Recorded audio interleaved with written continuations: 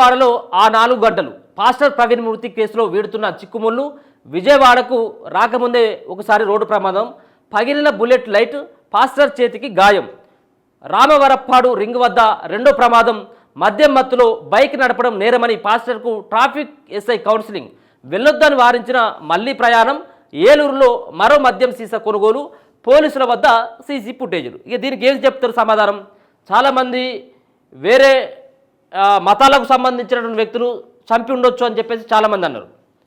మరో పక్కన ఆయనకు తాగుడు అలవాటే లేదని చెప్పేసి కొంతమంది కొట్టిపారేసిళ్ళు. సో కొంతమంది కుట్రలు చేసిరని ఇంకొక స్నేహితులే చంపిను కావచ్చు అని చెప్పేసి కొంతమంది. అక్కడ రక్త మార్కాలు కనబడతా ఉన్నాయి, కర్రల మీద మొత్తం రక్త మార్కాలు కనబడతా ఉన్నాయి. కాబట్టి ఉద్దేశపూర్వకంగానే ఆయన చంపాలని చెప్పేసి కొంతమంది ఆయన కాపు కాసి చంపేసిండు అని చెప్పేసి పాస్టర్ ప్రవీణ్ హత్య పైన అనుమానాలు చాలా రకాలుగా చాలామంది వ్యక్తులు చెప్పిండు. కానీ తీరా చూస్తే ఆయన మద్యం బాటిల్ కొనుక్కున్నటువంటి మద్యం షాపులో, వైన్ షాపులో మందు కొనుక్కుంటా ఉన్నాడు. ఈయనకేమో మందు అలవాట్లేదంటారు. గతంలో కూడా నేను ఒక ఇంటర్వ్యూలో కూడా అదే అడిగితే, గతంలో ఆయనకు గంజాయి అలవాటు ఉండేదట. సో చనిపోయినటువంటి వ్యక్తి పైన అబాండాలు వేయాలన్నటువంటి ఉద్దేశం కాదు. కానీ తీరా చూస్తే ఆయన మందు షాపులోకి వెళ్ళి, వైన్ షాపులోకి వెళ్ళి ఆయన మందు తీసుకున్నటువంటిది చూసిన తర్వాత కొంత దీనిపైన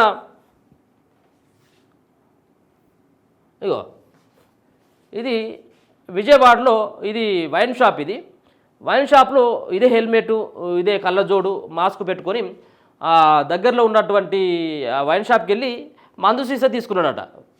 మందు సీసా తీసుకొని తాగిండు. ఒకసారి ఆల్రెడీ తీసుకున్నాడట, తాగిండు. ఇంకోసారి కూడా రెండోసారి కూడా ఆయన వెళ్ళి మద్యం సీసాని కొనుగోలు చేసిండట. ఇగో హెడ్ లైటు అప్పటికే పగిలిపోయి ఉన్నది. ఇక పాస్టర్ పగడాల ప్రవీణ్ అనుమానాస్పద మృతి కేసులో ఒక్కో చిక్కుముడి వీడుతుంది. విజయవాడలో ప్రవీణ్ 4 గంటల పాటు ఎక్కడున్నారన్న ప్రశ్నకు సాంకేతికంగా ఆధారాలను పోలీసులు సేకరించారు. రాజమహేంద్రవరం చేరుకోవడానికి ముందు ప్రవీణ్ విజయవాడలో ఆగినట్లు ఏలూరు రేంజ్ ఐజీ అశోక్ కుమార్ వెల్లడించిన విషయం తెలిసిందే.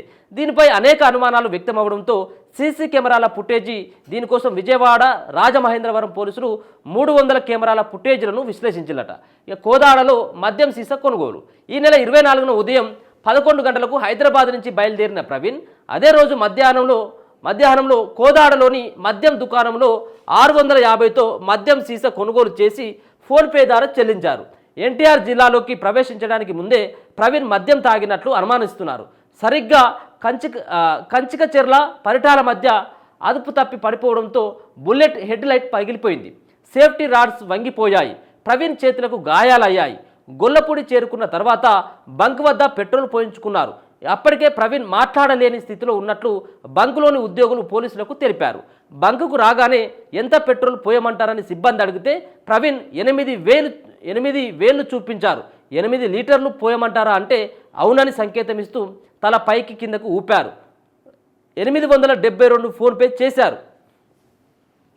దీనికి సంబంధించిన సీసీ కెమెరాల ఫుటేజ్ని పెట్రోల్ బంక్ నుంచి పోలీసులు స్వాధీనం చేసుకున్నారు. ఆ తర్వాత ఆయన జాతీయ రహదారిపై Durgagudi flyover, Rajiv Gandhi park, Pandit Nehru bus station మీదుగా బెంజీ సర్కిల్ రెండో ఫ్లైఓవర్ ఎక్కి మహానాడు జంక్షన్కు చేరుకున్నాడు. మహానాడులో దాటాక కాసేపు మాయం. మహానాడు కూడలి దాటాక రామవరప్పాడు రింగ్ రోడ్ వస్తుంది. ఇక్కడ సీసీ కెమెరాలను పరిశీలించిన పోలీసులకు ప్రవీణ్ కనిపించకపోవడంతో మహానాడు కూడలి రామవరప్పాడు రింగుకు మధ్యలో ఏదో జరిగిందని అనుమానించారు.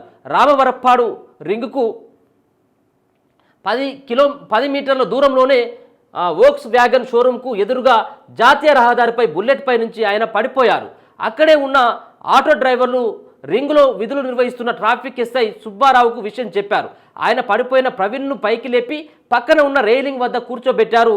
కాసేపటికి తర్వాత పాస్టర్ను ఎస్ఐ నెమ్మదిగా నడిపించుకుంటూ బుల్లెట్ను ఆటో డ్రైవర్లు తోసుకుంటూ రింగ్ వద్ద ఉన్న ట్రాఫిక్ బూత్ దగ్గరికి తీసుకువచ్చారు.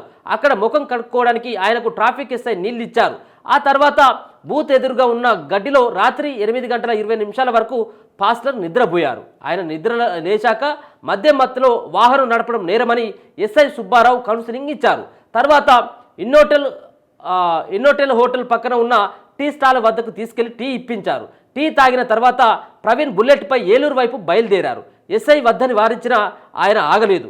ట్రాఫిక్ ఎస్ఐతో కలిసి పాస్టర్ టీ తాగడానికి వెళ్ళడం, తిరిగి ట్రాఫిక్ బూత్ వద్దకు వచ్చిన దృశ్యాలు ఇన్నోటెల్ హోటల్ సీసీ కెమెరాల్లో రికార్డ్ అయ్యాయి. టోల్గేట్లు దాటుకొని ఏలూరు చేరుకున్నాక టానిక్ వైన్స్లో మద్యం కొని 350 ఫోన్పే చేశారు. ఈ సీసీ కెమెరా ఫుటేజ్ను కూడా పోలీసులు స్వాధీనం చేసుకున్నారు. ఇక చేతులకు గాయాలతో విజయవాడ రామవరప్పాడు రింగ్ సమీపంలో జాతీయ రహదారిపై ప్రవీణ్ పడిపోయారు. అక్కడికి చేరుకున్న ట్రాఫిక్ ఎస్ఐ సుబ్బారావుకు ఆయన ఎవరో తెలియదు. బుల్లెట్ హెడ్లైట్ పగిలిపోయి వైరుతో వేలాడుతుండడం, సేఫ్టీ రాడ్లు వంగిపోవడం, చేతులు కొట్టుకుపోయినట్టుగా గాయాలుండడం, హెల్మెట్కు సొట్ట ఉండడంతో ఎస్ఐ వీడియోలు ఫోటోలు తీశారు. ఆ రోజున బుల్లెట్ పై నుంచి పడిపోయిన వ్యక్తి ఎవరో తనకు తెలియదని హెల్మెట్ ధారణపై అవగాహన పెంచడానికి ఫోటోలు వీడియోలు తీశారని అధికారులకు మరి ఎస్ఐ సుబ్బారావు తెలపడం జరిగింది. ఇగో ఇది జరిగినటువంటి విషయం. ఏం జరిగిందయ్యా అంటే ఎవరు కొట్టి చంపలేదు, ఆయన తాగి చచ్చిపోయింది అనేది ఇప్పుడు నిరూపితం అయిపోయింది. పోలీసులు సైతం కూడా ఈ యొక్క వీడియోలు ఏవైతే ఉన్నాయో, ఈ హెడ్లైట్ పగిలిపోయింది, ఇక్కడేమో తాగి ఏం తెలియనటువంటి స్థితిలో ఉన్నాడు. ఇప్పుడు ఒక జస్ట్ హెడ్లైట్ పగిలిపోయిన తర్వాత ఇండికేటర్తో 100 కిలోమీటర్లు ప్రయాణం చేసిండు. ఒక పక్కన తాగి ఉన్నటువంటి వ్యక్తి. ఇక మాట్లాడతారు కదా చాలామంది, ఆయనకు తాగుడే అలవాటు లేదు, ఈయనే క్రీస్తు బోధన చేసేటువంటి వ్యక్తికి అట్లాంటి అలవాట్లు ఉండే అనేది. మరి ఈ యొక్క ఫోటోలు వీడియోలు అయితే బయటకు వచ్చినాయి. ఇది అధికారికంగా పోలీసులు ఇంకా ధృవీకరించలేదు, ఇవాళ ధృవీకరిస్తారు కావచ్చు మేబీ. ఇవన్నీ కూడా వీడియోలు ఇప్పుడు సోషల్ మీడియాలో చక్కర్లు కొడతా ఉన్నాయి.